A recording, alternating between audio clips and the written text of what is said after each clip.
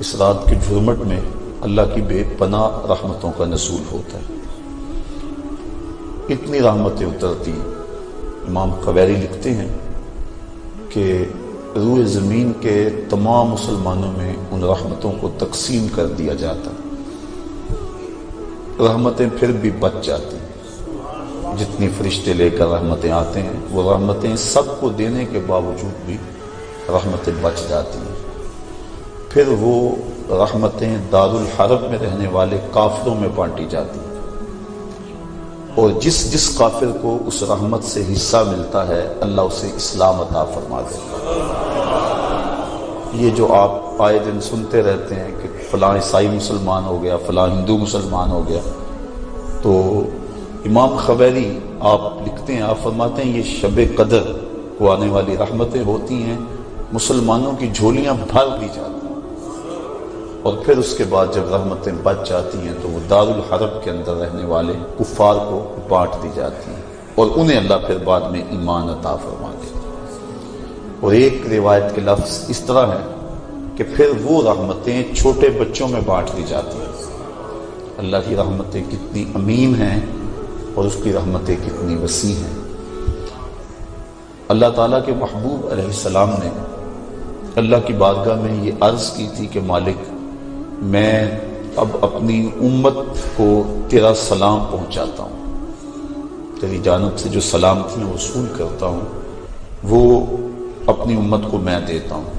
تو جب میں چلا جاؤں گا تو تیری طرف سے اترنے والی سلامتیوں کو اور سلام کو میری امت تک کون پہنچائے گا؟ تو اللہ تعالیٰ نے سورۃ القدر نازل کی، جس میں فرمایا سلام محبوب فکر نہ کر، فرشتوں کی ڈیوٹی لگا دی ہے، وہ قیامت تک تیری امت پر سلامتیاں نازل کرتے رہیں. تو اس رات کے جرمٹ میں بے پناہ برکت ہے. ویسے تو حدیث شریف میں آتا ہے کہ اس کو طاق راتوں میں، آخری عشرے کی طاق راتوں میں تلاش کرو، لیکن حضرت ابی بن کعب رضی اللہ تعالیٰ عنہ قسم کھایا کرتے تھے کہ مجھ سے قسم لے لو کہ شب قدر جو ہے وہ 27ویں کی رات ہے. حضرت بایزید بستامی فرماتے ہیں میں زندگی میں 2 مرتبہ شب قدر کو پایا ہے، اور دونوں مرتبہ 27ویں شب کو ہی پایا ہے.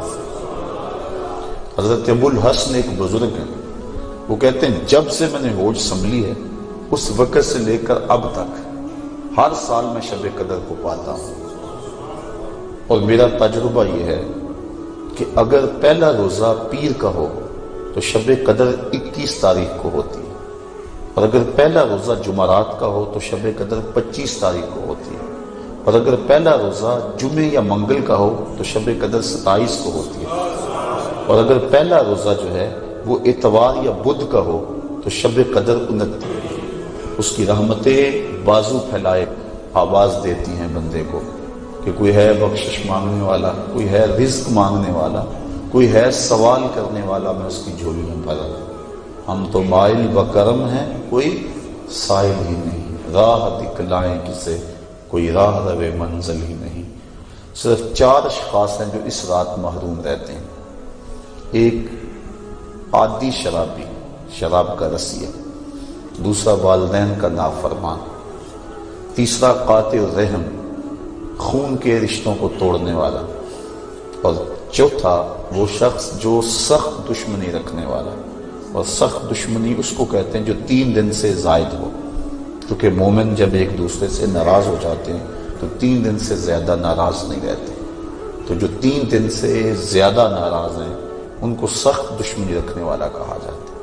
تو اس رات کی جرمٹ میں، اس رات کے حسین لمحوں کے اندر یہ 4 بندے اللہ کی رحمتوں سے محروم رہ جاتے ہیں. اگر توبہ کر لیں تو اللہ تعالیٰ جل شانہ اس رات کا حصہ ان کو بھی عطا فرما دے.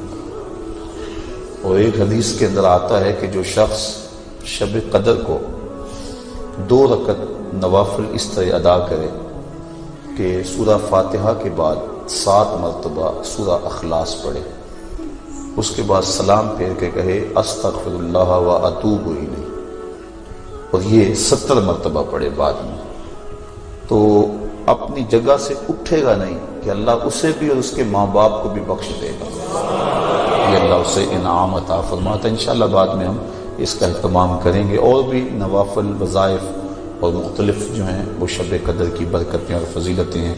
سورہ تکاثر اور اس کے بعد سورہ اخلاص پڑھنے کا حکم ہے، اور وہ 4 رکعتیں ہیں، 70 مرتبہ پڑھی جائیں۔ دیگر مختلف جو ہیں وہ علماء نے اپنے اپنے تجربات اور ان کو جو روایات ملی ہیں وہ امت تک منتقل کی ہیں۔ تو یہ رات اپنے دامن میں اس اعتبار سے بہت ساری رحمتیں لیے ہوئے ہمارے ہاں جلوہ گر ہے۔ اللہ تعالیٰ اس رات کی برکتیں ہم سب کو نصیب فرمائیں۔ اس کو توبہ و انابت کی رات بھی کہا جاتا ہے۔ جب انسان جاگتا ہے اس رات میں، اللہ تعالیٰ جل شانہ ما قبل کے سارے گناہوں کو معاف فرما دیتا ہے۔ وہ فرمایا کہ من کاما لیلۃ الصیام، لیلۃ القدر اس سے مراد ہے، ایمانم و احتسابا غفر لہ ما تقدم من ذنبہ، جس نے لیلۃ القدر کو قیام کیا اللہ تعالیٰ اس کے پچھلے سارے گناہوں کو معاف فرما دیتا ہے۔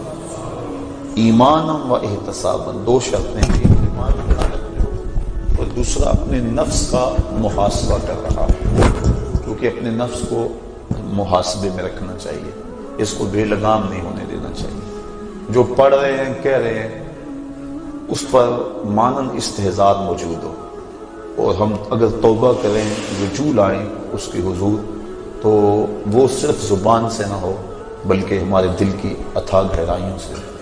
فرمایا کہ التائب من الذنب کمن لا ذنب لہ والمستغفر من الذنب وہو مقیم علیہ کالمستہزئ بربہ، جو گناہوں سے توبہ کرتا ہے وہ تو ایسا ہے جس طرح اس نے گناہ کیا ہوئے، اور جو توبہ کرتا ہے استغفار بار بار پڑھتا ہے، استغفر اللہ کہتا ہے، لیکن وہ گناہوں کو چھوڑنے کا ارادہ نہیں پاتا اپنے اندر، جمع ہوا ہے گناہوں کا۔ کہا کل مستہزئ بربہ، وہ اپنے رب سے مذاق کرنے والا ہے کہ جس پر استغفار کر رہا ہے اس کو تو چھوڑ ہی نہیں رہا، اس کا تو ارادہ ہی نہیں کر رہا کہ میں نے اس کو چھوڑنا ہے، تو وہ تمسخر کرنے والا کہلاتا ہے۔ تو جو ہم دعا مانگتے ہیں، جو ہم کہتے ہیں، مانند اس کا استحضار ہونا چاہیے، اور جو ہم اللہ سے وعدہ کرتے ہیں اس وعدہ کو پورا کرنے کی کوشش کرنی چاہیے۔ اللہ تعالیٰ کریم ہے۔ حضرت عائشہ صدیقہ رضی اللہ تعالیٰ عنہ فرماتی، میں نے حضور سے عرض کی، ترمذی اور ابن ماجہ کی روایت ہے کہ جب میں شب قدر کو پا لوں تو میں اللہ سے کیا مانگوں؟ تو حضور نے جو دعا تعلیم دی وہ یہ تھی کہ اللہ کی بارگاہ میں پھر عرض کرنا کہ اللہم انکا عفو کریم تحب العفو فاعف عنی، اے اللہ تو معاف کرنے والا ہے، کرم فرمانے والا ہے اور معافی کو پسند کرتا ہے، مجھ سے درگزر فرما لے۔ تو یعنی اس خاص لمحے کے اندر اگر اللہ سے کچھ مانگنا ہے، جب شب قدر کو پا لے، وہ لمحے آ جائیں، جب جبریل مصافحہ کر رہے ہیں، جب بدن کے رونگٹے کھڑے ہو جائیں، رقت طاری ہو جائے، وہ کیفیت بن جائے کہ دل کہے، وجدان ادراک کرے کہ یہی لیلۃ القدر ہے، یہی وہ لمحے ہیں، اور یہ جو میرے اوپر کیفیت ہے یہ مصافحہ جبریل ہے۔ جب یہ کیفیت مل جائے تو اس وقت اہم وقت کیا مانگے؟ تو کہا اہم وقت یہ مانگے اے اللہ مجھے معاف کر دے۔ تو یہ اہم دعا ہے مومن کی، جس کو تعلیم دیا گیا شب قدر کے حوالے سے۔ آگے پیچھے بھی اللہ کی بارگاہ میں یہ دعا مانگنی چاہیے۔ اگر انسان کے توبہ سے گناہ مٹ جاتے ہیں استغفار پڑھنے سے، عفو و کرم کا مطالبہ کرنے سے، اور اگر گناہ نہ بھی ہوں تو اللہ تعالیٰ درجے بلند فرما دیتا ہے۔ حضور علیہ السلام نے ارشاد فرمایا، میں ہر روز اللہ سے 100 مرتبہ استغفار کرتا ہوں، 100 مرتبہ، جبکہ حضور کے دامن پہ تو گناہ کا ایک داغ بھی نہیں ہے، لیکن اس کے باوجود 100 مرتبہ حضور اللہ کی بارگاہ میں استغفار کرتے ہیں۔ اور ہم جو لتڑے پڑے ہیں گناہوں سے، صبح سے شام تک ہماری زندگی اسی دلدل میں پھنسی ہوئی ہے، تو پھر ہمیں تو بہت زیادہ استغفار کی ضرورت ہے۔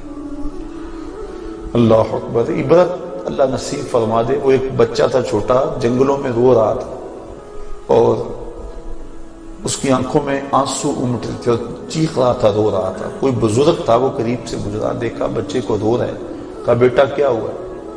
کہا اللہ سے بڑا ڈر لگا۔ چھوٹا سا بچہ 6-7 سال کی عمر ہے۔ اللہ اکبر، اللہ سے ڈر لگتا ہے۔ تو اس نے کہا بچہ تیرے تو نامہ اعمال میں بھی گناہ ہی درج نہیں ہوا. جب تک انسان بالغ نہیں ہوتا تو نامہ اعمال نہیں کھولا جاتا. جب بلوغت ہوتی ہے تو فرشتے نامہ اعمال کھول کے بیٹھ جاتے. تو کہا تیرے تو نامہ اعمال میں گناہ ہی نہیں ہے تو کیوں رو رہا ہے؟